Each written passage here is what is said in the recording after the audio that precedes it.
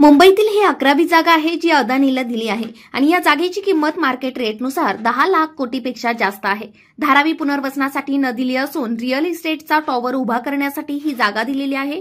त्या प्राईम लोकेशनवर त्याची किंमतच 25,000 कोटी आहे। मुंबई विकली महाराष्ट्र अदानीकडे गहाण ठेवलेला असल्याचं काँग्रेस नेते विजय वडेट्टीवार यांनी म्हटलंय।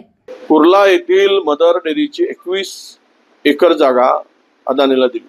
मुंबईतील ही 11वी जागा आहे जी अदानीला आता हस्तांतर केलेली आहे आणि या एकूण जागेची किंमत आता मार्केट रेट जर आपण काढला तर ती 10 लाख कोटीपेक्षा अधिकची जागा ही आता अदानींच्या घशात टाकलेली आहे। कारण काय सांगितलं जातं की आम्ही धारावीच्या पुनर्वसनासाठी दिले, पण हे अत्यंत चुकीचा आणि खोटारडेपणा आहे।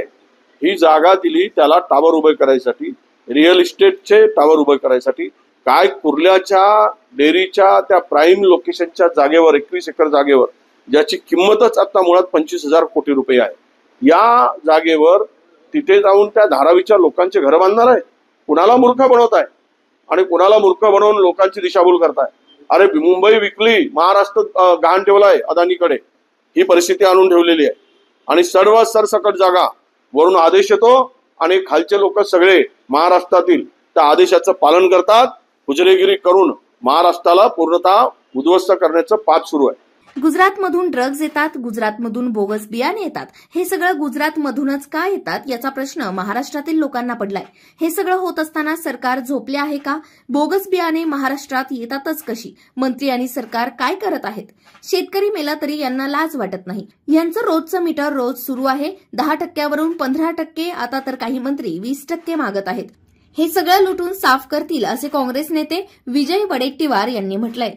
मला गुजरातमधून ड्रग्ज येतात, गुजरातमधून बोगस बियाणे येतात, हे सर्व गुजरातमधूनच काय येतात याचा प्रश्न महाराष्ट्रातील लोकांना पडलाय। खरंच हे बोगसगिरी गुजरातमध्ये चालली आहे का, की बोगस नेतृत्वामुळे इकडे काय ते होतंय का? हे सगळं गुजरातवरच काय येतं? हे सर्व जे होत असताना सरकार काय झोपली आहे का? गुजरातमधून येऊ देत किंवा आंध्रामधून येऊ देत, तेलंगणामधून येऊ देत, बोगस बियाणे महाराष्ट्रात येतातच कशी? हे मंत्री काय करतात? सरकार काय करतं? शेतकऱ्यांचा जीव चाललाय, अवकाळी पावसाने त्यांचा होता नव्हतं गेलाय आणि पुन्हा बोगस बियाण्याचा मार झाला तर खरीप पिकावर त्याचा परिणाम होईल आणि शेतकरी पुन्हा आत्महत्या करेल।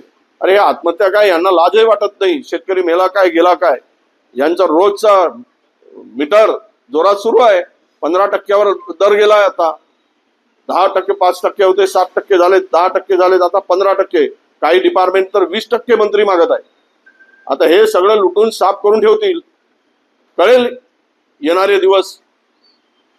सत्तेचा माज, सत्तेची मस्ती जी आहे ती जे दाखवत आहेत ते दिसणार आहे।